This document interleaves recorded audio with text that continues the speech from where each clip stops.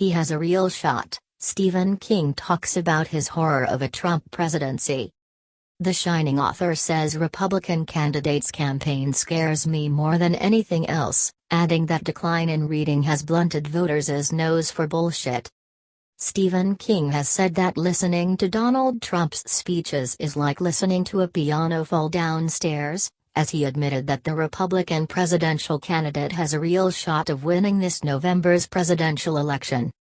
The horror novelist was speaking at the National Book Festival in Washington, D.C. on Saturday, where he was being honored by the Library of Congress for his lifelong work promoting literacy.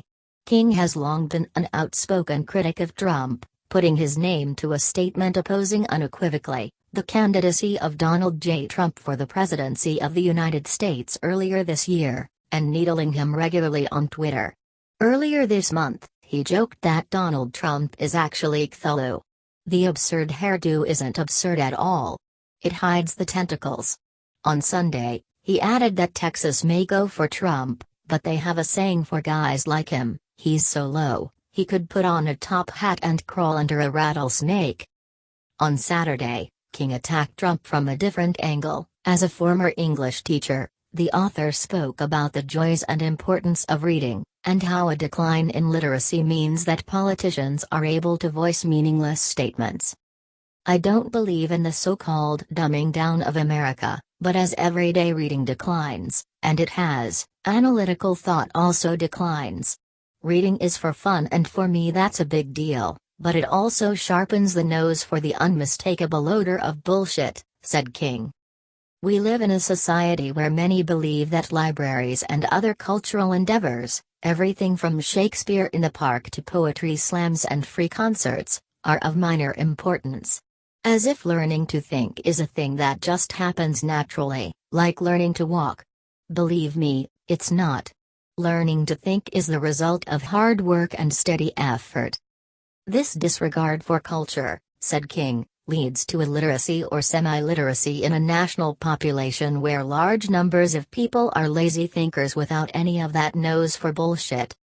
This means, he said, that politicians are allowed to slide by with generalities rather than specifics, and elected officials who are supposed to be the best, the smartest, often resort to outright misinformation.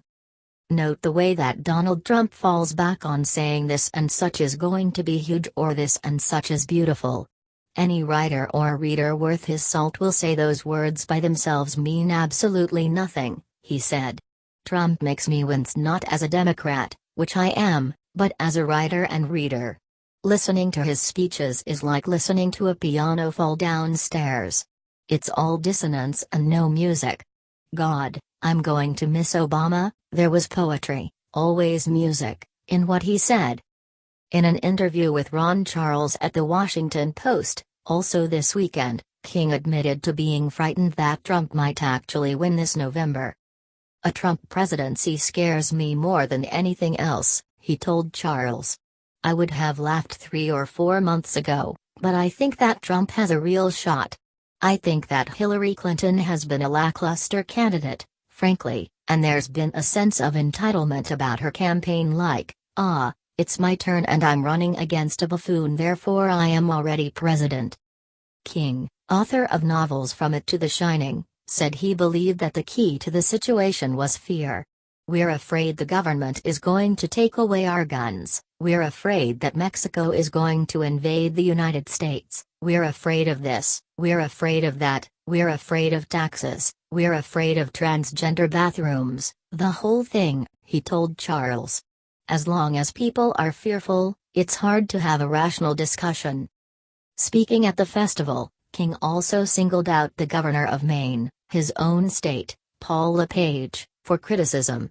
LePage said earlier this year that asylum seekers were bringing the Zeke, LePage's words, fly to Maine. The statement is mind-boggling in its own right.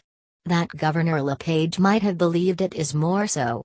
That many accept it as a fact is the most mind-boggling of all, said King, urging his listeners to support reading and libraries, because the ability to think clearly and logically leads to good decision-making, and I believe that the ability to think clearly grows along with the ability to read.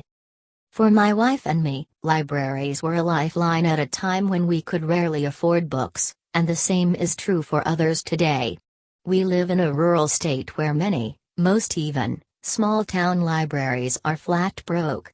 It's because the small towns can't afford to support them, and the reason they can't is because the people in those towns vote for the dough to go to other places.